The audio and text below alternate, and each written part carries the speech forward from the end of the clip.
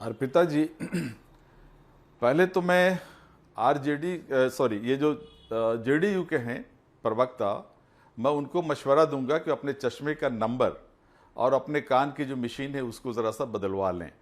उन्होंने अपने वक्तव्य में ये कहा कि आरजेडी और कांग्रेस के प्रवक्ता के बीच में सरपुटौल हो रहा है, जबकि अभी आपने मुझे मौका दिया बोलने का आरजेडी के प्रवक्ता के रूप में। इससे पहले मैंने कुछ बोला नहीं था, मेरा टर्न ही नहीं आया था।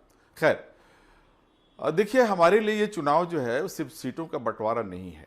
हमारे लिए ये चुनाव बहुत महत्वपूर्ण है, क्योंकि इससे बिहार के भविष्य को बदलना है, बिहार के भविष्य को एक साकार रूप देना है, सकारात्मक दिशा देना है। एंटी इनकम्बेंसी जो 20 वर्षों की है उससे बिहार की जनता को निजात दिलाना है, वो हमारा मुख्य लक्ष्य है और उसकी तरफ हम मिलकर के काम कर रहे हैं। हमारे यहाँ सीटों को हाँ जी बंटवारे को जफर जी। लेकर के जाहिर है कि हर पार्टी की आकांक्षा होती है, उसकी ये ख्वाहिश होती है कि वो अपने लिए ज़्यादा से ज़्यादा सीटें मांगे।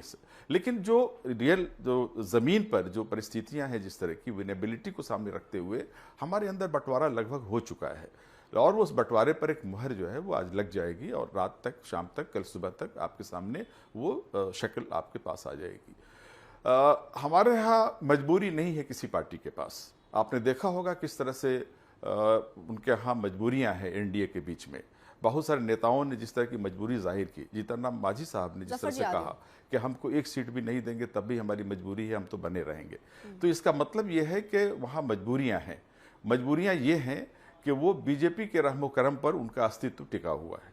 अगर बीजेपी कहेगी कि हम तुम्हें 0 सीट देंगे तब भी वो उनके साथ ही बने रहेंगे, क्योंकि उन्हें केंद्र में सत्ता की मलाई भी चाहिए। और दूसरी तरफ इन लोगों की जो फाइलें पड़ी हुई हैं, ईडी और सीबीआई के पास जो फाइलें बीजेपी की तरफ से दी गई हैं, उसकी वजह से ये लोग अपना मुंह नहीं खोल सकते और अपने हक के लिए असर्ट नहीं कर सकते। ये परिस्थिति बनी हुई है। जो भीख उन्हें मिल जाएगी बीजेपी की तरफ से, उसको स्वीकार करने के अलावा उनके पास कोई दूसरा चारा नहीं है।